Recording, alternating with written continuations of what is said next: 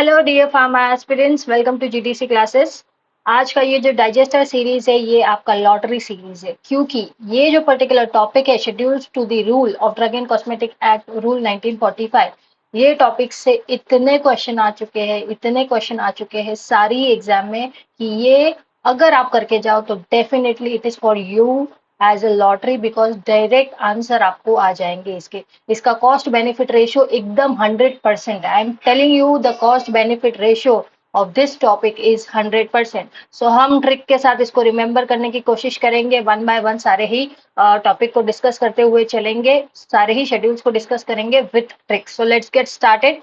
थोड़ी सी वीडियो लंबी हो सकती है, तो चाहे तो आप 1.5x के स्पीड पे भी देख सकते हैं, गॉट इट। लेकिन इसको देखना जरूर से, बिकॉज बहुत सारे क्वेश्चन है, इसलिए क्वेश्चंस आज बहुत सारे हम डिस्कस करेंगे। Schedules, first is schedule A. अब शेड्यूल ए की बात करते हैं तो schedule A is nothing but, A से आपको क्या याद रखना है, ए से एप्लीकेशन आप याद रख सकते हो। तो schedule A is nothing but A for application. So जो भी फॉर्म भरना है, जो भी फॉर्म भरना है, जो भी फॉर्म हो, एप्लीकेशन हो, चाहे फिर वो लाइसेंस को लेने के लिए हो, इशू करने के लिए हो, या रिन्यूअल के लिए हो, तो हम जो है शेड्यूल ए की बात करते हैं। तो जहाँ पे शेड्यूल ए है it is all about form. Then schedule B की बात की जाए, बी से आप क्या याद रख सकते हैं, B for balance. Balance in the sense the fees, आप ऐसे बैलेंस याद रखो या फीस याद रखो, something related to the amount, ठीक है। So B is for the balance. So rate of fees for the test और analysis by the central drug laboratory और state drug laboratory. Central drug laboratory हो या state drug laboratory हो, जो analysis के लिए फीस जो होती है उनकी, उनको बी में दिया जाता है। और जब हम स्पेसिफिकली B1 की बात करते हैं, तो फार्माकोपियल लेबोरेटरी को अगर एनालिसिस के लिए हम कोई भी सैंपल बेचते हैं या गवर्नमेंट एनालिस्ट को देखते हैं, तो उसके लिए जो फीस का रिकमेंडेशन है वो B1 में दिया गया है, ठीक है। सो ये है A for application, B for balance, या बी फॉर फीस भी याद रख सकते हैं अगर बैलेंस याद नहीं रहता तो। आप इस तरह से भी एक चीज याद रख सकते हैं कि पहले हम फॉर्म भरते हैं एंड देन हम फीस पे करते हैं, ठीक है। It's not getting return. पहले हम फॉर्म भरते हैं देन उसके बाद हम फीस पे करते हैं। So first form and then उसके बाद आता है fees. So schedule A is for application, schedule B is fees. जब बात करते हैं शेड्यूल सी के बारे में, अब शेड्यूल सी को किस तरह से याद रखेंगे, सी से आप सी याद रख सकते हैं, यानी कि समुद्र, ठीक है। सो सी से आप SEA सी याद रख सकते हो, तो sea based product, sea marine products को याद रख सकते हैं। So they are what, they are the biological या स्पेशल प्रोडक्ट जो कि हम पेरेंटली देते हैं। तो जब हम शेड्यूल सी की बात करते हैं तो ये वही ड्रग की लिस्ट होती है जो बायोलॉजिकल या स्पेशल प्रोडक्ट होते हैं, जिनका इंपोर्ट हो, सेल, डिस्ट्रीब्यूशन, मैन्युफैक्चरिंग जो है स्पेशल प्रोविजन, स्पेशल रूल्स से जो है गवर्न होता है। सो सारे बायोलॉजिकल प्रोडक्ट या स्पेशल प्रोडक्ट जो कि पेरेंटली दिए जाएंगे, ये चीज को याद रखना, पेरेंटली की बात की जा रही है। जो पेरेंटली यानी कि इंट्रावेनस रूट हो गया, या डायरेक्ट जो हमारे सिस्टमिक सर्कुलेशन में जा सके, वो जो रूट्स होते हैं उनसे जो दिए जाने वाले ड्रग होते हैं वो biological and special product schedule C में दिया गया है। शेड्यूल C1 की बात करते हैं तो list of other special product. इसके अलावा ये जो स्पेशल है ये बायोलॉजिकल एंड स्पेशल प्रोडक्ट जो पेरेंटली दिए जाते हैं। जब बात करते हैं C1 की, तो जो नॉन पेरेंटल प्रोडक्ट होते हैं, these are non parenteral product, other route of administration से इसको दिया जा सकता है। ये जो नॉन पेरेंटल वाले होते हैं ये C1 में आते हैं। तो पहला पेरेंटल, देन उसके बाद आता है नॉन पेरेंटल, ठीक है। सो सी से आपको सी याद रखना है, SCA, एंड सी से हमें क्या मिलता है, marine product. So this are kind of biological and special product, ठीक है। देन उसके बाद आता है शेड्यूल डी के बारे में हम बात करते हैं। What is schedule D? So it is nothing but list of drug जो कि एग्जेम्प्ट होता है from certain provision for the import of drug. यानी कि मैं इसको सिंपल भाषा में आपको समझाने की कोशिश करूंगी। जब भी इंपोर्ट होता है ड्रग का इंडिया में, इंपोर्ट यानी कि हम बाहर के कंट्री से किसी ड्रग को इंडिया में लाते हैं, तो स्पेशल रूल्स जो है, स्पेशल रूल्स फॉलो करने पड़ते हैं। कुछ कुछ स्पेशल रूल होते हैं। तो कुछ कुछ ड्रग्स जो होते हैं, कुछ कुछ ड्रग्स के लिए ये रूल्स जो है नील कर दिए गए हैं, यानी कि कुछ कुछ ड्रग्स जो है ये रूल को नहीं फॉलो करेंगे तो भी चलेगा। और ये कौन से ड्रग्स है जो ये रूल्स फॉलो नहीं करेंगे तो भी चलेगा, वो आपको शेड्यूल डी में मिलेगा, ठीक है। ये वो ड्रग्स होंगे जिनको रूल्स फॉलो करने की जरूरत नहीं होती, बिकॉज इनको एग्जेम्पशन मिला है, इनको छूट दी गई है बाय दी गवर्नमेंट। सो यही लिस्ट ऑफ ड्रग जो है ऑप्शन ये शेड्यूल डी में दिया जाएगा। तो आप डी से क्या याद रख सकते हैं, drug exempted, drug exempted for the import provision, ठीक है। Drug exempted but import provision. अभी डी और के, शेड्यूल डी और शेड्यूल के जो है, मैं अभी से बता देती हूँ, शेड्यूल डी और शेड्यूल के जो है ये मोस्टली रिलेटेड है, बिकॉज के वाला जो शेड्यूल होता है उसमें हम मैन्युफैक्चरिंग के प्रोविजन से जो ड्रग्स एग्जेम्प्टेड है वो देखते हैं, लेकिन डी वाले शेड्यूल में हम इंपोर्ट के प्रोविजन से जो एग्जेम्प्टेड है वो देखते हैं। सो आपको इसको याद रखने के लिए आप डी ड्रग एग्जेम्प्टेड याद रख सकते हैं। एंड उसके बाद हमको ये कैसे पता चलेगा कि ये जो है ये इंपोर्ट के प्रोविजन का दिया गया है, यानी कि इंपोर्ट्स के प्रोविजन से एग्जेम्प्टेड है, तो आप याद रखना डी आई यानी कि ड्रग इंस्पेक्टर याद रख सकते हैं। सो डी आई यानी कि ये शेड्यूल डी में ऐसे ड्रग है जो एग्जेम्प्टेड है from the import provision, I for import provision, ठीक है। सो डी आई या ड्रग इंस्पेक्टर याद रखो। ड्रग इंस्पेक्टर का प्रोविजन यानी कि डी शेड्यूल में इंपोर्ट प्रोविजन से जो जो ड्रग्स एग्जेम्प्टेड है वो दिया गया है शेड्यूल डी में, ठीक है। ये हो गया हमारा शेड्यूल डी। अब बात करेंगे हम लोग शेड्यूल ई के बारे में।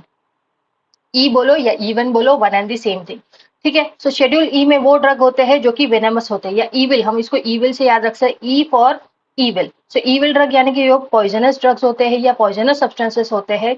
आयुर्वेदा सिद्धा यूनानी सिस्टम ऑफ मेडिसिन में याद रखना, आयुर्वेदा सिद्धा यूनानी सिस्टम ऑफ मेडिसिन में जो भी पॉइजनस कैटेगरी के लिस्ट ऑफ सब्सटेंसेस होती है वो लिस्ट जो है हमको ई में मिलेगा, ई फॉर ईविल, ठीक है। ई फॉर ईविल, ईविल यानी कि poisonous substance are evil category of substances, so इसलिए हम इसको शेड्यूल ई में डालते हैं, ठीक है। अब तक सभी लोगों को समझ चुका होगा। अब चलते हैं आगे की तरफ। शेड्यूल एफ में बहुत सारे पार्ट है और यहाँ पे कंफ्यूजन होने की प्रोबेबिलिटी द हाईएस्ट, मैं बताती हूँ कंफ्यूजन होने की प्रोबेबिलिटी द हाईएस्ट होती है, बट हम क्या करेंगे एकदम सिंपल वे से इसको डील करने की कोशिश करेंगे। एफ से आप क्या याद रख सकते हैं, एफ से आप याद रख सकते हैं फेरिटीन, जो कि हमारे ब्लड में प्रोटीन होता है फेरिटीन। सो एफ से फेरिटीन याद रखिए, ferritin is related to blood. So F ये शेड्यूल जो होता है वो ब्लड एंड ब्लड प्रोडक्ट से रिलेटेड होता है, यानी कि ब्लड बैंक या preparation of blood component, preparation of blood component हो गया या ब्लड बैंक हो गया। सो ये एफ शेड्यूल से है, ये रिलेटेड होता है, तो याद रखना। शेड्यूल एफ की बात की जाए, so it is all about related to the functioning and operation, जो कि ब्लड बैंक से रिलेटेड हो या प्रिपरेशन हो ब्लड कंपोनेंट का। देन आता है F1। F1 में क्या याद रख सकते हैं, F1 के सेवरल पार्ट्स है, पार्ट 1 है 1B है 2 एंड 3 है। सो F शेड्यूल में पहले तो याद रखना, F जो मेन कैटेगरी है उस मेन कैटेगरी में, F अगर मैं यहाँ पे लिखूं, इस मेन कैटेगरी में F1 आता है, F2 आता है, यानी कि F2, F3 और FF, ऐसे ये मेन पार्ट है शेड्यूल एफ के। और जब हम बात करते हैं शेड्यूल ए की, फर्स्ट की, तो इसके भी सेवरल पार्ट है। कौन से सेवरल पार्ट है, 1A हो गया, 1B होगा, देन सेकेंड होगा और थर्ड होगा, ठीक है। ये सेवरल पार्ट आ जाएंगे हमारे शेड्यूल्स के, तो ये चीज याद रखनी है आपको।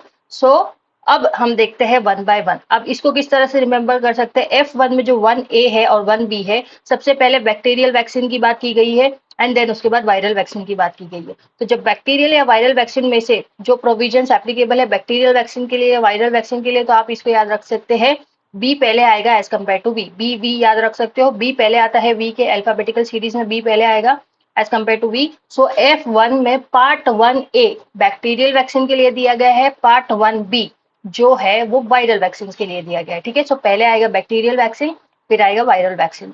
देन जब बात करते हैं पार्ट 2 की, ठीक है, याद रखो F में हम देख रहे हैं F1 और F1 में हमने अभी देखा पार्ट 1 और पार्ट 2, 1A एंड 1B। अब इसके हम देखेंगे पार्ट 2, ठीक है। F1 part 1A is bacterial vaccine, part 1B is viral vaccine, part 2 is all about Seraj, ठीक है। वैक्सीन की बात हो गई। वैक्सीन की बात कैसे, हम नॉर्मली जब पढ़ते हैं तब क्या वैक्सीन एंड सेराज पढ़ते हैं, ठीक है। तो पहले वैक्सीन की बात की गई, अब हम सेराज की बात करेंगे। सो पार्ट 2 में जो है सेराज के बारे में बताया गया है कि कौन से प्रोविजन रूल्स एप्लीकेबल होते हैं सेराज के लिए। एंड देन लास्ट में पार्ट 3, एक बार बैक्टीरियल वैक्सीन सब कुछ डन हो जाता है तो हम क्या है, diagnostic agent, standardization of diagnostic agent जो कि बैक्टीरियल ओरिजिन के है, उस डायग्नोस्टिक एजेंट के बारे में बात करते हैं इन पार्ट 3। सो याद रखना F में, F is nothing about blood related things, ferritin, F से फेरिटीन, फेरिटीन से ब्लड बैंक से याद रखना। F1 में part 1A is bacterial vaccine, part 1B is viral vaccine, part second is sera, part third is diagnostic agent. And जब हम बात करते हैं अब F2 के बारे में, F2 is nothing but surgical dressing. अब इसको किस तरह से याद रख सकते हैं F2 को याद रखने के लिए एक सिंपल से, सर्जिकल ड्रेसिंग में कितने, ये मैं किस तरह से याद रखती थी, इसलिए मैं आपको उसी तरह से याद रखवा रही हूँ, ठीक है। मैं जिस तरह से याद रखती थी मैं उसी तरह से आपको याद रखवाने की कोशिश कर रही हूँ, ताकि आपको अगर सिंपल लगे तो जरूर से इसी को फॉलो करना। यार ये सिस्टम आज मुझे बहुत परेशान कर रहा है। अब देखो F2 में किस तरह से आप याद रखोगे, F2, सो 2 यानी कि इसमें दो वर्ड्स है, सर्जिकल ड्रेसिंग, ठीक है, इस तरह से आप याद रख सकते हैं, ठीक है। और एक दूसरे वे से याद रखने का चीज है कि आप पहले वैक्सीन लगाओगे, सो F1 में वैक्सीन की बात की, सेरास की बात की, और उसके बाद हम उसके ऊपर वैक्सीन लगाने के बाद, जैसे कि अगर मैं सर्जिकल ड्रेसिंग की बात करूँ तो कॉटन भी एक सर्जिकल ड्रेसिंग आता है। सो एक बार इंजेक्शन लग गया वैक्सीन का, उसके ऊपर हम क्या लगाते हैं, सर्जिकल ड्रेसिंग। तो सबसे पहले वैक्सीन आएगी एंड F2 में हम सर्जिकल ड्रेसिंग की बात करते हैं। तो या तो आप इस तरह से याद रखिए कि सर्जिकल ड्रेसिंग ये दो वर्ड से बना हुआ है तो F2 में जाएगा, या फिर आप इस तरह से याद रखिए पहले वैक्सीन लगाई और वैक्सीन के बाद हमने डायरेक्टली सर्जिकल ड्रेसिंग को अप्लाई किया, चाहे फिर वो कॉटन बैंडेड हो या जो भी है, कॉटन रोल हो, तो वो सर्जिकल ड्रेसिंग में आ गया। अब जब बात करेंगे F3 के बारे में, तो स्टरलाइज्ड अम्बिलिकल टेप, इसको किस तरह से याद रखेंगे, अगेन 3 वर्ड से बना हुआ है, ठीक है। स्टरलाइज्ड अम्बिलिकल टेप, सो सर्जिकल ड्रेसिंग के बाद स्टरलाइज्ड अम्बिलिकल टेप F3 में आ जाएगा। सो F3 आप इसको भी इस तरह से याद रख सकते हैं, स्टरलाइज्ड अम्बिलिकल टेप 3 वर्ड से बना है, F3 में दिया गया है, ठीक है। जब बात करते हैं डबल एफ की, डबल एफ यानी कि आप याद रख सकते हैं F फॉर फोकस, फोकस, और फोकस किससे किया जाता है, आई से, आंखों से फोकस किया जाता है। आंख कितनी है हमारे पास, दो है, तो आंखों से रिलेटेड जो है वो ऑप्थेल्मिक प्रिपरेशन जो है, ऑप्थेल्मिक प्रिपरेशन के लिए जो भी स्टैंडर्ड्स है वो सारे हमारे डबल एफ में दिए गए हैं। तो ये चीज याद रखना, डबल एफ में हमारे ऑप्थेल्मिक प्रिपरेशन के जो स्टैंडर्ड्स है वो डबल एफ में दिए गए हैं। एफ से कैसे याद रखोगे, double F is about focus, focus हम आंखों से करते हैं। सो आंखों से रिलेटेड ऑइंटमेंट, ऑप्थेल्मिक प्रिपरेशन, चाहे वो ऑइंटमेंट हो, ड्रॉप्स हो, सारे ही ऑप्थेल्मिक प्रिपरेशन जो है उसके प्रोविजन या उसके स्टैंडर्ड्स जो है हमको F डबल एफ में मिलेंगे, ठीक है। अब नेक्स्ट चलते हैं टुवर्ड्स दी, अब देखो, अब आता है शेड्यूल जी के बारे में बात करते हैं। जी में आप किस तरह से याद रख सकते हैं, जी को हम याद रख सकते हैं as the guardian. So G for guidance और जी फॉर गार्डियन, या मेडिकल सुपरविजन में जो ड्रग्स दिए जाते हैं उसको शेड्यूल जी से रिलेट करना है, ठीक है। मेडिकल सुपरविजन के अंडर जो ड्रग दिए जाते हैं वो जी से रिलेटेड है। ये वही ड्रग लिस्ट है जो कि मेडिकल सुपरविजन या मेडिकल गाइडेंस या मेडिकल गार्डियन के अंडर, या गार्डियन इस तरह से याद रखो कि किसी के सुपरविजन के अंडर दिए जाते हैं। ओके, शेड्यूल एच जो होते हैं वो प्रिस्क्रिप्शन ड्रग होते हैं, यानी कि ये वो ड्रग होते हैं जो हार्म कॉज कर सकते हैं अगर विदाउट प्रिस्क्रिप्शन लिया जाए। कोई भी बिना प्रिस्क्रिप्शन से इसको नहीं ले सकता। जैसे कि अगर हमारी कुछ एंटीबायोटिक्स होती है, वो अगर प्रॉपर इसमें क्या बोलते हैं, प्रॉपर कोर्स उसका पूरा ना किया जाए तो रेजिस्टेंस हो सकता है। सो उसी तरह से ये जो है हार्म वाले ड्रग्स, एच फॉर हार्म याद रख सकते हैं। तो H1 एच कैटेगरी की जो शेड्यूल है वो प्रिस्क्रिप्शन ड्रग, जहाँ पे प्रिस्क्रिप्शन की जरूरत होती है और एल्स इसको डिस्पेंस नहीं किया जा सकता, एच में आ गया। देन शेड्यूल जे की बात की जाए तो जानलेवा बीमारियां, ये याद रखना, जानलेवा बीमारियां। So this are the disease या एलिमेंट जो एक ड्रग ऐसा कभी भी क्लेम नहीं कर सकता कि ये पर्टिकुलर डिजीज को वो क्योर कर सकता है, ठीक है। तो ऐसा कोई भी ड्रग किसी भी डिजीज को कम कर या उसके सिम्टोमेटिक ट्रीटमेंट देने की कोशिश करेगा, लेकिन डिजीज को ऑल द एंड जीरो करने की जो प्रोबेबिलिटी होती है कि पूरा ही डिजीज हटा देंगे, ऐसे जो लिस्ट ऑफ डिजीज और एलिमेंट है वो जो है शेड्यूल जे में दिए जाते हैं, ठीक है। जैसे कि कैंसर एक हो गया। देन उसके बाद शेड्यूल के की बात की जाए, मैंने क्या बोला था, डी और के जो है वो रिलेटेड है। सो के में क्या देखेंगे, drug exempted from the certain provision related to the manufacturing of drug. So आपको यहाँ पे के एम याद रखना है। कैसे, एक बार वो डी आई याद हो गया आपका तो के एम आप डायरेक्टली याद रख सकते हो। तो के से रिलेटेड क्या होगा, ओके, या ओके यानी कि इन पर्टिकुलर ड्रग को ओके का सिंबल मिल गया है कि yes you are exempted, you can go. So okay से आप किस तरह से याद रखो, क्योंकि ये मैन्युफैक्चरिंग प्रोविजन से रिलेटेड है, not import provision, because import provision में हमने शेड्यूल डी देखा था और जो बचा हुआ प्रोविजन है मैन्युफैक्चरिंग का वो ऑब्वियसली शेड्यूल के में आ जाएगा, ठीक है। देन उसके बाद आता है हमारा शेड्यूल एल, L1। तो एल से हम क्या याद रखेंगे, लेबोरेटरी याद रखेंगे। सो एल से लेबोरेटरी याद हो गई, तो GLP प्रैक्टिसेस जो है, गुड लेबोरेटरी प्रैक्टिसेस, वो एल में आ गया। अब मूव करते हैं टुवर्ड्स द नेक्स्ट थिंग। थोड़ी वीडियो बड़ी हो सकती है प्लीज, इसलिए कह रही हूँ कि चाहे तो इसकी स्पीड बढ़ा के देखिए, बट इसको देखना जरूर, बिकॉज आपके लिए यहाँ पे कॉस्ट बेनिफिट रेशियो काफी हाई है, काफी। शेड्यूल एम में जो हम देखते हैं ये it is all about GMP, that is good manufacturing practices की बात की जाती है, चाहे फिर वो फैक्ट्री प्रीमाइसेस, प्लांट्स, इक्विपमेंट या इन सब चीजों की बात की जाए। ये GMP से एम से GMP याद रख सकते हैं, सिंपल। देन उसके बाद हम पार्ट 1 को देखते हैं। इसमें सेवरल पार्ट्स होते हैं जीएमपी में। पहले तो पार्ट 1 में ही कितने 5 पार्ट्स है। अगेन जैसे कि एफ था वैसे ही एम है, और एम में भी सेवरल अदर एम है। M1 आएगा, M2 आएगा, M3 आएगा, किस तरह से करना है तो आप याद रख सकते हैं। पार्ट वन जो है वो प्रीमाइसेस एंड मटेरियल की बात करता है। प्रीमाइसेस यानी कि जो ड्रग जहाँ पे मैन्युफैक्चरिंग हो रहा है उसका प्रीमाइसेस, और वहाँ पे जो मटेरियल्स है उसके बारे में जो है पार्ट 1 में दिया गया है।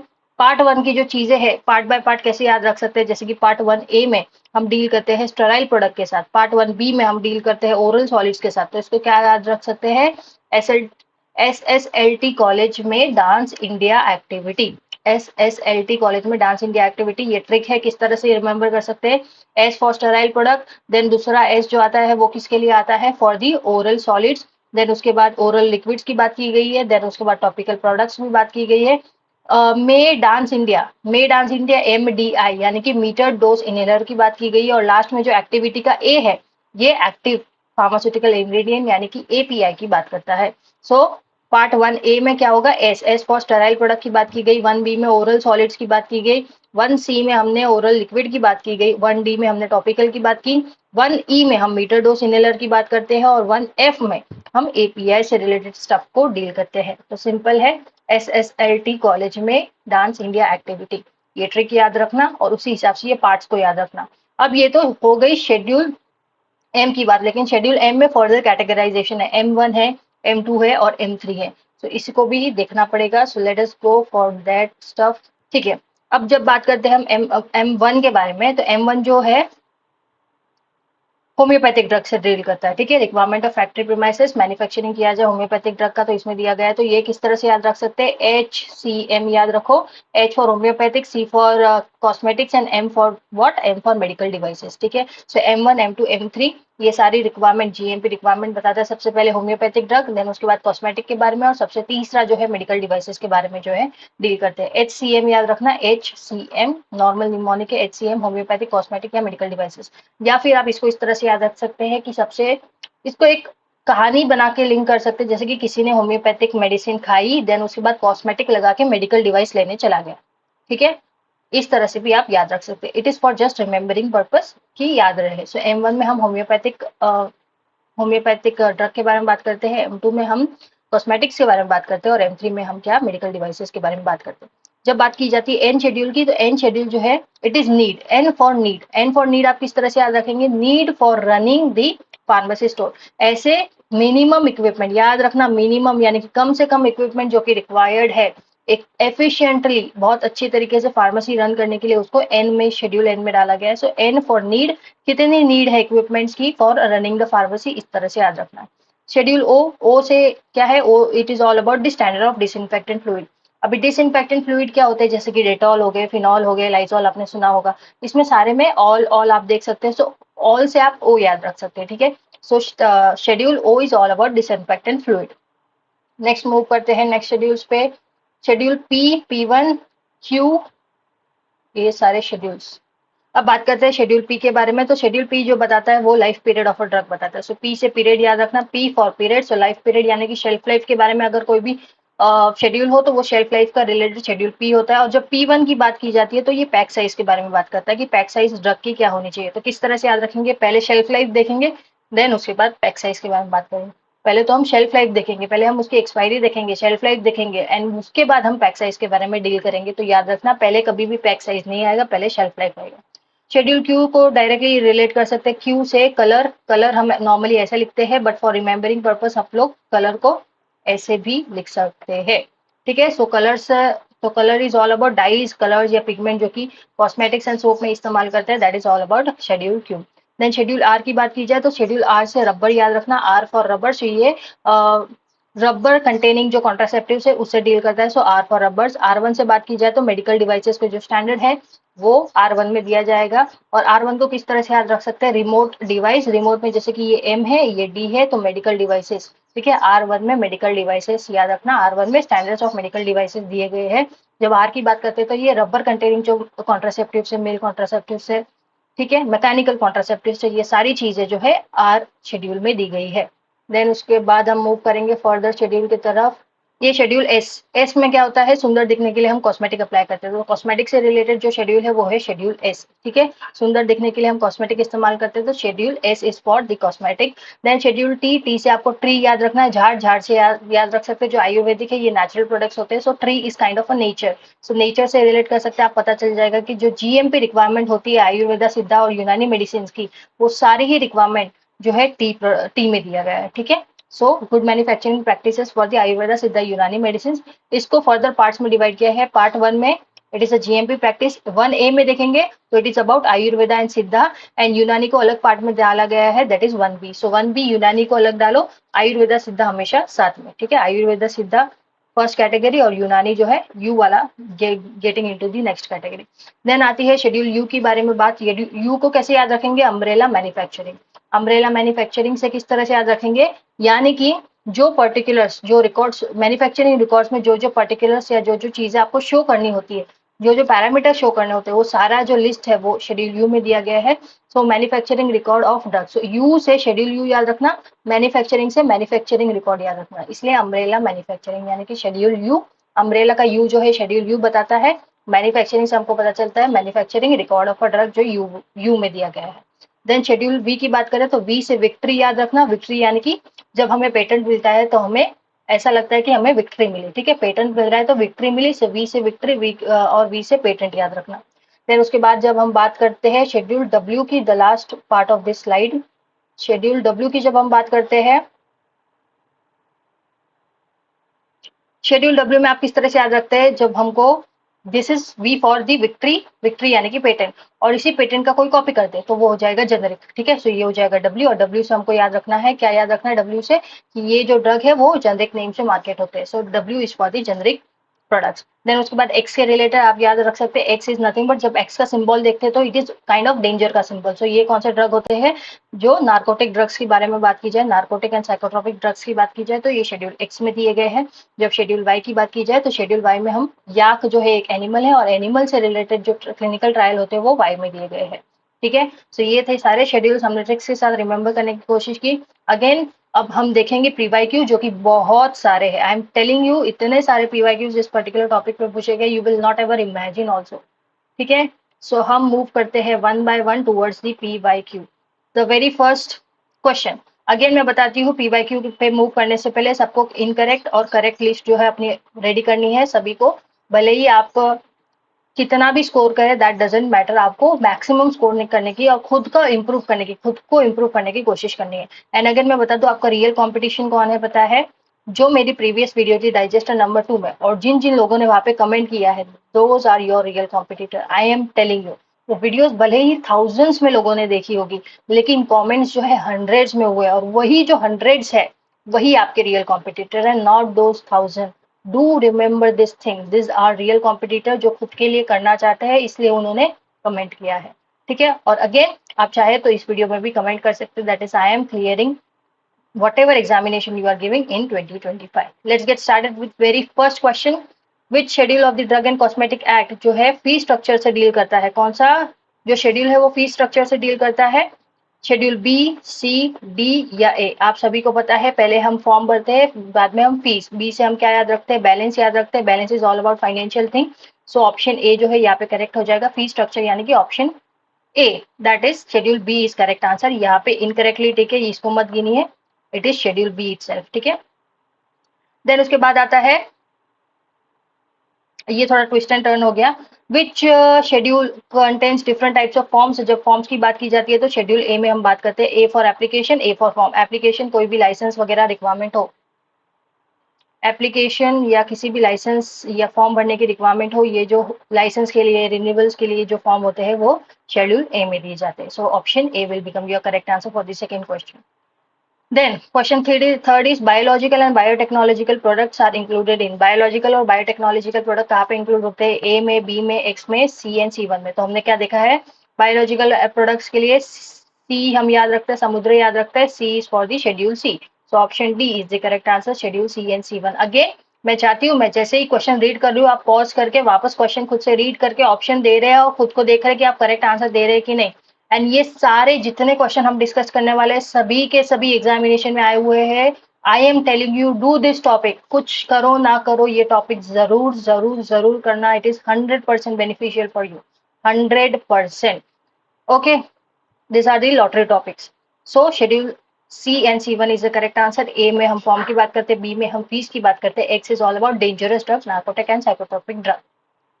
Then is question next, blood and blood product जो है governed by the which schedule. blood and blood product की बात की जाए तो हम schedule B है, C1 है, G है या W है. तो जब B की बात करते हैं फीस आ जाता है, ये ऑप्शन चला गया. देन जब G की बात करते हैं गार्डियन यानी कि जो सुपरविजन में दिया जाता है, तो G भी चला गया. W में हम जेनरिक ड्रग की बात करते हैं. तो शेड्यूल C और C1 जो है यहाँ पे करेक्ट आ जाता है. अब देखो ये क्वेश्चन में आप लोग ऐसा देख रहे होंगे, ब्लड और ब्लड प्रोडक्ट हमने शेड्यूल F में पढ़ा है ना. आप ऐसा ही सोच रहे होंगे कि ब्लड एंड ब्लड प्रोडक्ट तो हमने शेड्यूल F में पढ़ा है, तो यहाँ पे शेड्यूल C और C1 कैसे करेक्ट आंसर आ गया. तो इसमें मैं आपको अभी भी वही चीज बताना चाहती हूँ जो मैंने प्रीवियस वीडियो में भी आपको बताया. आपको करेक्ट आंसर नहीं, आपको अप्रोक्सीमेटली जो आपके आंसर से मैच हो रहा है वो ऑप्शन ढूंढ निकालना है. ये ऑप्शन गलत नहीं है, ये ऑप्शन भी सही है, बिकॉज बायोलॉजिकल प्रोडक्ट में ब्लड भी एक बायोलॉजिकल प्रोडक्ट आता है. तो अगर हमको नियर अप्रोक्सीमेट आंसर ढूंढना है, मतलब जो आंसर हमारे रियल आंसर से मैच कर रहा हो और गिवन ऑप्शन में वो आंसर नहीं दिया हो, तो उससे मैच करता हुआ आंसर हमें ढूंढना है. बी में हम फीस की बात करते हैं, इसलिए इसको हमने एलिमिनेट कर दिया. जी में हम गाइडेंस जो कि under the registered medical practitioner के अंडर जो ड्रग दिए जाते हैं वो डील करते हैं. डब्ल्यू में हम जेनरिक ड्रग की बात करते हैं. ये सारे ऑप्शंस तो बैठ ही नहीं सकते, they are not even near to our the blood and blood product वाले थिंग. लेकिन जब हम शेड्यूल सी और C1 की बात करते हैं, ये बायोलॉजिकल प्रोडक्ट्स की बात करते हैं, और बायोलॉजिकल प्रोडक्ट्स में ब्लड भी एक कंपोनेंट आता है. भले ही यहाँ पे शेड्यूल F ना दिया हो, लेकिन C और C1 is near approximately correct answer और near accurate answer for this particular question. हमेशा से याद रखना, इसी वे से आपको थोड़ा सा माइंड अप्लाई करते हुए इसको सॉल्व करना है. ऐसा मत समझिए कि ये क्वेश्चन गलत है तो कैंसिल हो जाएगा मेन एग्जामिनेशन में. No, this is not a wrong question, this is accurate question, this is correct question. ठीक है. सो ऐसे करके आप अपने मार्क्स मत गवाइएगा, थोड़ा सा बस दिमाग इस्तेमाल करिएगा. एलिमिनेशन टेक्निक जो मैंने इस्तेमाल की, उस तरह से एलिमिनेशन टेक्निक इस्तेमाल करके इसको सॉल्व करने की कोशिश कीजिएगा. आई होप ये वाला टिप्स आपके लिए बहुत काम आएगा. देन चलते हैं क्वेश्चन सेकंड पे. Schedule D as per drug and cosmetic act किससे डिलीट करता है. लिस्ट ऑफ ड्रग जो कि exempted from the provision of import, disease या एलिमेंट जो drug may not purport to cure, then requirement of factory premises, list of prescription drug. So prescription drug हमारा H में चला जाता है. Requirement of factory premises GMP वाला stuff तो M में आ जाएगा, GMP वाला स्टफ तो M में आ जाएगा. डिजीज वाला जानलेवा डिजीजेस J में आ जाएगा. और जब बात करते हैं इंपोर्ट प्रोविजन से एग्जेम्पशन, ये DI हमने याद रखा था, ऑप्शन ए इस वजह से करेक्ट हो जाता है. अगर इसको कंफ्यूजन और बढ़ाना होता, मैंने इसको एग्जामिनर को अगर कंफ्यूजन बढ़ाना होता, तो ये सेम टू सेम जो ऑप्शन है वो रिपीट करते हैं और यहाँ पे इंपोर्ट की जगह मैन्युफैक्चरिंग वाला होता. और जब यहाँ पे मैन्युफैक्चरिंग वाला होता तो वो शेड्यूल के बारे में डील करता है, ना कि शेड्यूल डी के बारे में. तो यहाँ पे एकदम स्ट्रेट फॉरवर्ड आंसर दे दिया है आपके एग्जामिनर ने. इसलिए कहती हूँ 100% कॉस्ट बेनिफिट रेशियो है इसका, यानी कि आप जितना टाइम इसमें इन्वेस्ट करोगे उतना ही डबल बेनिफिट आपको इससे डेफिनेटली मिलेगा शेड्यूल्स वाले टॉपिक्स. ठीक है. ऑप्शन ए इसके वजह से करेक्ट हो जाता है. देन लिस्ट ऑफ आयुर्वेदिक यूनानी पॉइजन्स. ठीक है, पॉइजन्स के बारे में बात की गई है. तो हमें पता है पॉइजन यानी कि something which is evil thing, और इवल से हमने क्या रखा, शेड्यूल E1. ठीक है. सो E1 is the correct answer. Which drug of which schedule is related to the operation of the blood bank and the preparation of blood component. blood bank and blood component वाला जो चीज है यहाँ पे कौन सा करेक्ट हो गया, F, I, S या R. R में हम रबर कंटेनिंग कॉन्ट्रासेप्टिव्स के बारे में देखते हैं. S से हम सुंदर बनने की बात करते हैं, कॉस्मेटिक्स के बारे में. I जैसा कोई शेड्यूल नहीं है, ऑप्शन ए इस वजह से करेक्ट हो जाता है. शेड्यूल F में हम ब्लड बैंक रिलेटेड कंपोनेंट्स की बात करते हैं. ठीक है. So option A is your correct answer. Next move करते हैं. Next question. The provision for production of bacterial vaccine are mention in. Bacterial vaccine के बारे में बात की गई है. वैक्सीन वाला स्टफ किस में है, हमने देखा था F में. F में हम जब डील करते हैं, F पार्ट में डील करते हैं, तो F में हम देखते हैं blood and blood related product के बारे में. लेकिन जब हम उसके पार्ट्स देखते हैं, तो पार्ट्स में हमने देखा था पार्ट 1A था, पार्ट 1 में ही पार्ट 1A था, पार्ट 1B था, एंड सेवरल अदर पार्ट थे. सेरास था, सर्जिकल ड्रेसिंग, अम्बिलिकल टेप, सारी चीजें देखी थी. तो हमको पता है सबसे पहले हम लोग बी से याद रखते हैं. B is for the bacterial vaccine, B is for the viral vaccine, जो कि पार्ट 1A में दिया गया है. ठीक है. सो ऑप्शन बी जो है करेक्ट हो जाएगा. Part 1A is your correct answer. Then which of the following includes detail of standard of surgical dressing. अभी मैंने जस्ट सर्जिकल ड्रेसिंग के बारे में आपको बताया। तो सर्जिकल ड्रेसिंग की जब बात की जाती है तो किस में आता है, F2 में, M में, G में या P में। सो P is all about the shelf life, shelf life यानी कि पीरियड के बारे में बात की जाती है।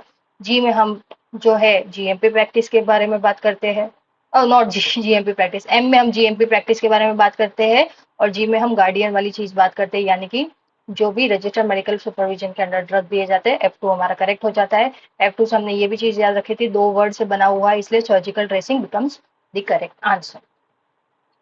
Then next is umbilical tapes के लिए जो स्टैंडर्ड दिए गए हैं, कौन सा शेड्यूल है जो अम्बिलिकल टेप्स के लिए स्टैंडर्ड्स प्रोवाइड करता है? Solve it out. M2, M3, F2 या F3, बताओ। अम्बिलिकल टेप्स, हम मैंने क्या बोला था, स्टैंडर्ड फॉर अम्बिलिकल टेप या sterilize umbilical tape 1, 2 and 3, 3 word से बना हुआ है। तो M3 या not M3, F3 will be becomes your correct answer, क्योंकि जो F वाला शेड्यूल है इसमें हम अम्बिलिकल टेप्स देखते हैं, M वाले शेड्यूल में हम GMP प्रैक्टिसेस वाला देखते हैं। ठीक है, सो M2 की अगर बात की जाए तो M2 में हमने क्या देखा था, M3 में क्या देखा था, रिमेंबर कीजिए और मुझे कमेंट कीजिए। अगर आगे क्वेश्चन आया तो दैट्स ओके, लेकिन मुझे कमेंट्स कीजिए हमने M2 में और M3 में क्या देखा था। अगर मैं याद दिलाऊं आपको ट्रिक, तो it is all about HCM। अब आपको याद आ चुका होगा कि हमने क्या देखा था M2 और M3 में। ठीक है, सो यहाँ पे जो करेक्ट आंसर है ऑप्शन डी जो है F3 will be your correct answer.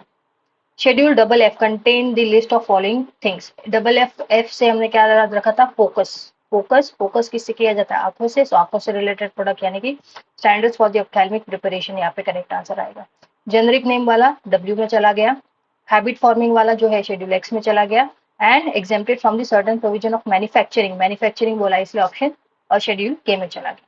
ठीक है, देन उसके बाद बात करते हैं हम नेक्स्ट क्वेश्चन की।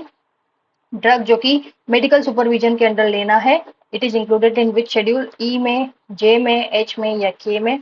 सो E is for the evil containing यानी कि पॉइजन वाला हो जाएगा, तो ये वाला ऑप्शन चला गया। जी में यस, गार्डियन वाली चीज जो है जी में आती है, मेडिकल सुपरविजन के अंडर जो ड्रग लेते हैं वो ऑप्शन बी करेक्ट आंसर है। एच वाला प्रिस्क्रिप्शन है, के वाला मैन्युफैक्चरिंग प्रोविजन जो कि हमने अभी प्रीवियसली देखा।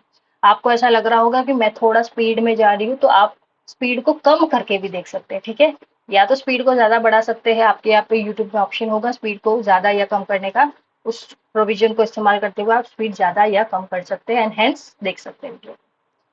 Next question, as per drug and cosmetic act prescription drug are included in which schedule? Schedule C, schedule H, schedule P या शेड्यूल एक्स? प्रिस्क्रिप्शन ड्रग से हमने क्या रखना था, इस ये जो ड्रग है ये हार्म कंटेनिंग, हार्मफुल हो सकता है अगर इनको विदाउट प्रिस्क्रिप्शन लिया जाए। तो H for harm, so schedule H यहाँ पे करेक्ट आंसर हो जाएगा। नेक्स्ट क्वेश्चन की तरफ मूव करते हैं। List of disease and element जो a drug may not purport to और प्रिवेंट टू क्योर, यानी कि ऐसे डिजीज या एलिमेंट जो कि जानलेवा हो सकते हैं। जानलेवा से हमने शेड्यूल जे को याद रखा था, ऑप्शन ए जो है हमारा करेक्ट आंसर हो जाता है। के से बात की जाती है तो अगेन के से हमने क्या देखा था, मैन्युफैक्चरिंग प्रोविजन से जो चीजों को एग्जेम्प्ट किया जाता है, जो ड्रग्स को एग्जेम्प्ट किया जाता है वो। एम में हम देखते हैं किस बारे में, एम में हम देखते हैं अबाउट जीएमपी, पी में हम देखते हैं अबाउट ये रेड। ठीक है, देखो बार बार मुझे ऑप्शन एलिमिनेशन में क्यों करके दिखा रही हूँ, ताकि आपके दिमाग में सबकॉन्शियसली ये फिट हो जाए कि हमको एलिमिनेशन ये टेक्निक को भी यूज करना है जब हम डायरेक्टली आंसर को जॉट डाउन नहीं कर सकते। ठीक है, so J will become your correct answer. Then good laboratory practices की बात की गई है, are described in following schedule, L1, P1, R1 या U1। एल से लेबोरेटरी, एल से L1 जो है हमारा करेक्ट आंसर हो जाता है। ठीक है, आई होप सभी लोग करेक्ट आंसर दे रहे हैं अब तक। और ये वाला क्वेश्चन देखिए कितने एग्जामिनेशन में पूछा गया है, लाइक लिटरली एवरी एग्जामिनेशन शायद ये क्वेश्चन पूछता है। जीएमपी कौन से शेड्यूल में इंक्लूडेड है? जीएमपी प्रैक्टिसेस डब्ल्यू में, पी में, एस में या एम में? सभी को पता है GMP is all about schedule M.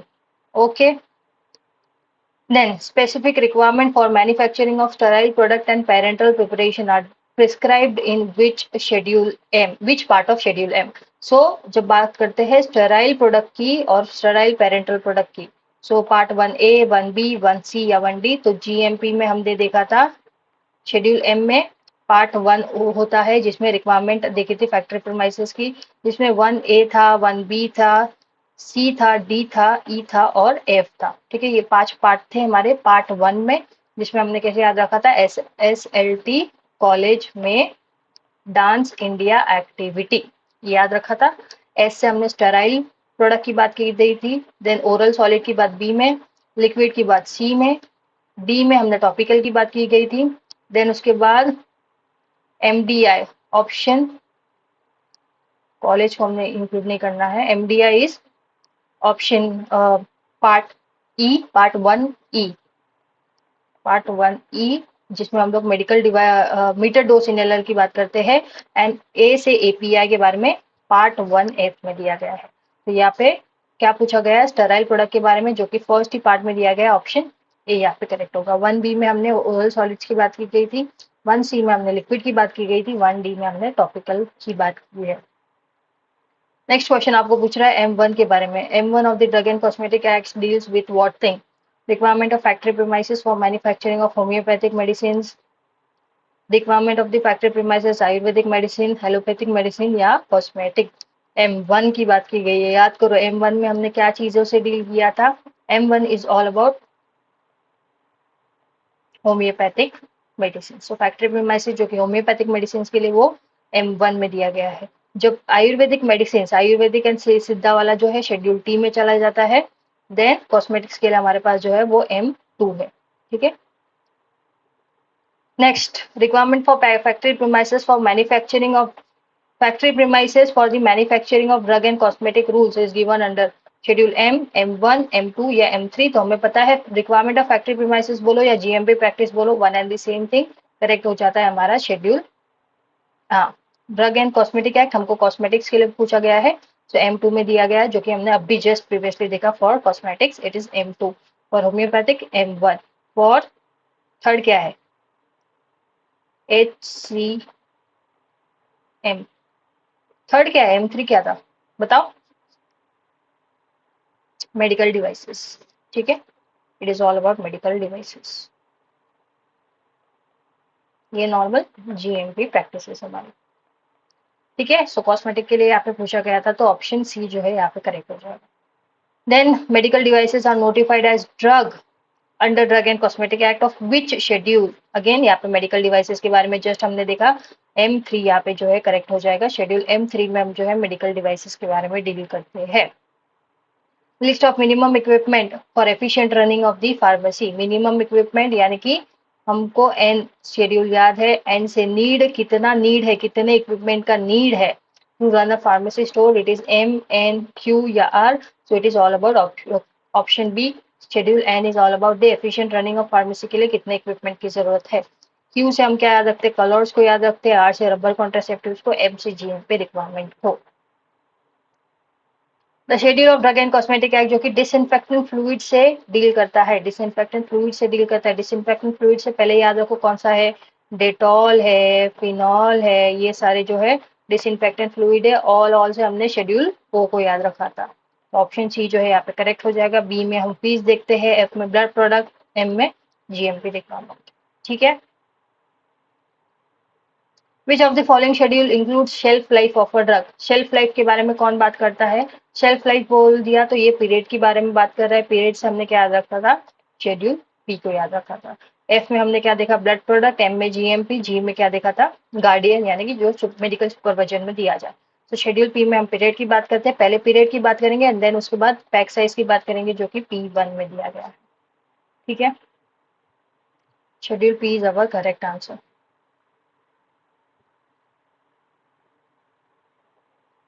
Next, हाँ, pack size of a drug is govern by what? P, P1, double P या S? सो अगेन अभी जस्ट देखा था, P1 जो है इसका करेक्ट आंसर होगा। पहले शेल्फ लाइफ P में होता है, P1 में हम जो है इसके पैक साइज के बारे में बात करते हैं। मैकेनिकल कॉन्ट्रासेप्टिव जो है कौन से शेड्यूल में आता है? R, R1, P and O। So rubber containing and other mechanical contraceptive हमने देखा था शेड्यूल R में आता है। R1 की बात की जाए तो इसमें क्या देखा था हमने, मेडिकल डिवाइसेस के बारे में देखा था। P में हमने शेल्फ लाइफ के बारे में देखा, O में डिसइंफेक्टेंट फ्लूइड के बारे में देखा। ऑप्शन ए जो है यहाँ पे करेक्ट होगा। आप सोच रहे हो कि और कितने क्वेश्चन है, तो आप खुद इमेजिन करो कितना इंपॉर्टेंट टॉपिक है, बहुत सारे अभी भी क्वेश्चन बचे हुए हैं। शेड्यूल एस किस रिलेटेड डील करता है? Standard for cosmetic, life period, requirement of factory premises, list of poison. List of poison जो है हमारा ई में दिया गया है। रिक्वायरमेंट ऑफ फैक्ट्री प्रीमाइसेस हमारा शेड्यूल एम बोलो, शेड्यूल टी बोलो, यहाँ पे दिया गया है।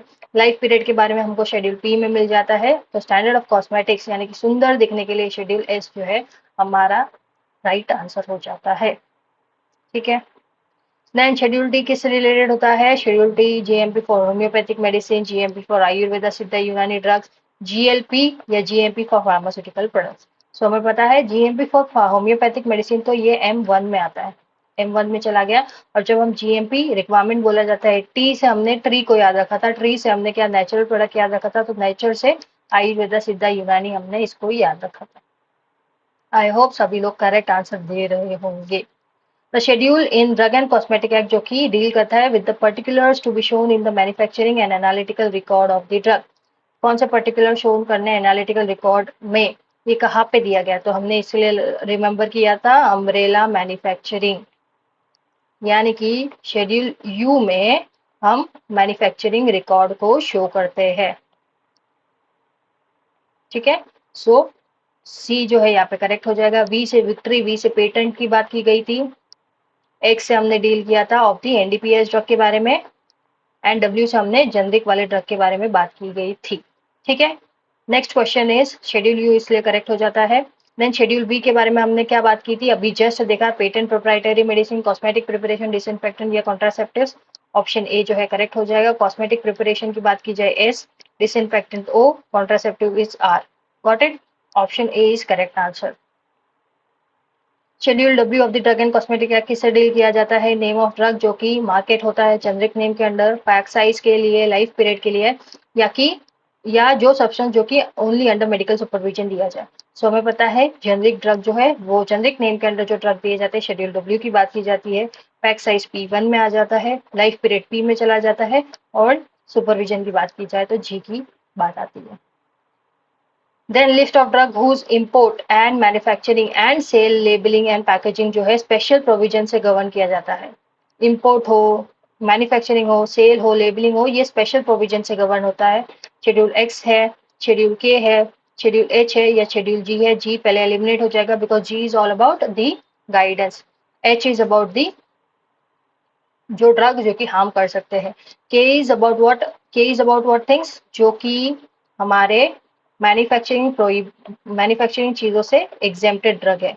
मैन्युफैक्चरिंग प्रोविजंस या मैन्युफैक्चरिंग रूल्स एग्जेम्प्टेड ड्रग जो है के में दिया जाता है। एंड जब बात करते हैं शेड्यूल एक्स की, तो शेड्यूल एक्स वो ड्रग होते हैं जो कि क्या होते हैं? हार्मफुल या हैबिट कॉजिंग होते हैं। इसलिए जो ऑप्शन ए है हमारा करेक्ट आंसर होता है, क्योंकि ये ही ड्रग है जिनका इम्पोर्ट, मैन्युफैक्चरिंग, सेल, लेबलिंग की बात की जाए तो ये स्पेशल प्रोविजन से गवर्न होता है। ठीक है, स्पेशल प्रोविजन से गवर्न होता है, याद रखना। के में हम क्या करते हैं? एग्जेम्प्टेड कैटेगरी है, यानी कि ये ड्रग को स्पेशल कोई प्रोविजंस अप्लाई नहीं करने पड़ते। सो के को गलती से टिक मत करना। Schedule of drug and cosmetic act that deals with the requirement and guideline for the clinical trial, यहाँ पे क्लिनिकल ट्रायल की बात की गई है for the important manufacturing of new drug. Schedule O, M, F या वाई, कौन सा शेड्यूल है जहाँ पे करेक्ट आंसर दिखाएगा? क्लिनिकल ट्रायल ओ में डिसइंफेक्टेंट फ्लूइड की बात की गई, एम में हमने जीएमपी रिक्वायरमेंट, एफ में हमने blood and blood related product, Y में हमने याक याद रखा था, याक से हमने क्या देखा था? याक is one animal, animal related clinical trial जो है शेड्यूल डी में दिया गया है, शेड्यूल वाई में दिया गया है, ऑप्शन डी इस वजह से करेक्ट आंसर होता है। Then is the following pairs are given in GMP, incorrect pair हमको फाइंड आउट करना है, कौन सा पेयर जो है वो इनकरेक्ट है ये हमें फाइंड आउट करना है। Schedule T, schedule M1, schedule M2 या शेड्यूल एन। ठीक है, शेड्यूल टी में हमने ट्री से याद रखा था आयुर्वेदा सिद्धा यूनानी, ये वाला चीज एक्यूरेट है। शेड्यूल M1 में होम्योपैथिक के बारे में दिया गया है, HCM हमें याद है। सो यस, M1 में हमने होम्योपैथिक के बारे में दिया गया है, ये वाला भी सही है। M2 की जब बात की जाए तो हमने कॉस्मेटिक के बारे में पढ़ा है, ये वाला भी सही है। और M3 में, M3 नहीं है, N है। एम में हम एन ने हमें क्या देखा था? N is for the need, need मतलब कितने इक्विपमेंट्स का नीड है, कितने इक्विपमेंट्स का नीड है for the efficient running of pharmacy. So यहाँ पे मैन्युफैक्चरिंग ऑफ मेडिकल डिवाइसेज यानी कि M3 की बात की गई है, ना कि एन की बात की गई है, तो ये ऑप्शन गलत हो जाता है। एंड इस वजह से हमारा ऑप्शन डी जो है करेक्ट आंसर हो जाएगा, क्योंकि हमें इनकरेक्ट पेयर फाइंड आउट करना है, ना कि करेक्ट पेयर।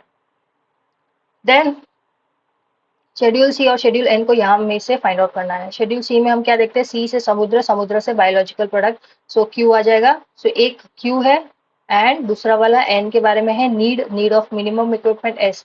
तो जहाँ पे क्यू और एस है यानी कि ऑप्शन बी जो है यहाँ पे करेक्ट हो जाएगा। Schedule H and schedule S के बारे में बात की गई है, जल्दी से फाइंड आउट कीजिए शेड्यूल एच और एस में क्या क्या आता है।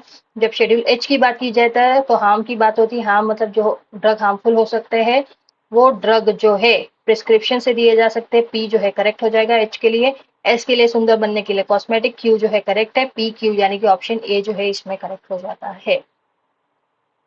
अब मैच द फॉलोइंग देखते हैं। वाई के लिए हमने क्या याक याद रखा था, याक से क्लिनिकल ट्रायल से फर्स्ट वाला 1Q हो जाएगा। डबल एफ के लिए ऑप्थेल्मिक को याद है फोकस करके। ओ से डिसइंफेक्टेंट वाला याद है हमें, ओ से आर, एंड पी से हम लोग ने शेल्फ लाइफ याद रखा था। सो क्या है 1Q कहाँ पे दिया गया है 1Q सो ऑप्शन ए और सी एलिमिनेटेड। देन उसके बाद 2S कहाँ पे दिया, यस ऑप्शन डी इस वजह से करेक्ट हो जाएगा। Next again match the following का क्वेश्चन है, एम डबल एफ जी और P. So M is all about the GMP practices, कहाँ पे दिखाई दे रहा है आपको GMP practices, list of manufacturing premises based disposal GMP, yes. So 1Q, जहाँ पे 1Q है वो करेक्ट हो जाएगा। बाकी की चीजें देखने की भी जरूरत नहीं है क्योंकि आपको ऑप्शंस में डायरेक्टली 1Q वाला एक ही चीज है, तो फिर भी हम बाकी के देख लेते हैं। डबल एफ हम लोग ऑप्थेल्मिक के बारे में देखते हैं, सो 2S हो जाएगा। जी में हम लोग जो मेडिकल सुपरविजन के अंडर दिए जाने वाले ड्रग है 3R, थर्ड वाले आर आ जाएगा। और पी में हम लोग पीरियड देखते हैं, शेल्फ लाइफ देखते हैं, सो इस वजह से ऑप्शन बी जो है हमारा करेक्ट हो जाएगा। देन शेड्यूल एम और शेड्यूल ओ के बारे में बात की जाए, एम से क्या रिलेटेड होता है, एम से फैक्ट्री प्रीमाइसेस या जीएमपी रिक्वायरमेंट्स। सो फैक्ट्री प्रीमाइसेस बोलो, जीएमपी रिक्वायरमेंट बोलो, एक ही थिंग होता है। और ओ की बात की जाए तो ये डिसइंफेक्टेंट फ्लूइड की बात करते हैं। सो 1R and OQ 2Q, sorry 1R and 2P, Q कहाँ पे, जब डिसइंफेक्टेंट फ्लूइड की बात की जा रही है तो पी है, तो 2P होना चाहिए और 1R, ऑप्शन सी जो है यहाँ पे करेक्ट आंसर हो जाएगा। ठीक है, लास्ट के दो, एक या दो क्वेश्चन बचे हैं। शेड्यूल एफ और एम को किस तरह से मिलाएंगे। Double F is all about the ophthalmic one, so 1P हो जाएगा, 1P, सो 2Q या एस में से फाइंड आउट करना है। So M is all about the disease element, ये शेड्यूल जे में होता है तो क्यू चला गया। M is all about the requirement of the factory premises, option D जो है इस वजह से करेक्ट हो जाएगा। And this is your last question. Again schedules को मैच करना है। G is all about guidance, and ये ड्रग जो है मेडिकल सुपरविजन में दिया जाता है, सो drug use under medical supervision. 1P is correct answer, option B और C eliminated. P is for the period, period के लिए क्या है लाइफ पीरियड, पी यानी कि 2T यानी कि ऑप्शन डी करेक्ट हो जाएगा। 3 जो है जे फॉर जानलेवा, एस डिजीज जानलेवा, and schedule N is all about minimum equipment to run pharmacy, that is R, so option D जो है इसमें करेक्ट हो जाएगा। ठीक है, so this was all about your schedule वाला thing, very very highly important for your examination, highly highly highly important. कुछ करो ना करो शेड्यूल्स को डेफिनेटली करके जाना, इसके आने की प्रोबेबिलिटी ऑलमोस्ट 100% है। एंड सभी को ये आंसर्स कितने करेक्ट हुए कितने इनकरेक्ट हुए कमेंट करके बताइए, एंड जरूर से कमेंट कीजिए और देखिए कि आपके रियल कॉम्पिटिटर्स कौन है जो खुद के लिए इनिशिएटिव ले पाएंगे। ठीक है, बाकी तो नहीं ले पाते, आप देखिए आप कितना ले पाते हैं। So that is all about today's lecture. इसी तरह से बनी रहिएगा और देखते रहिएगा जीडीसी क्लासेस को। Thank you so much, will meet you in the next video. Thank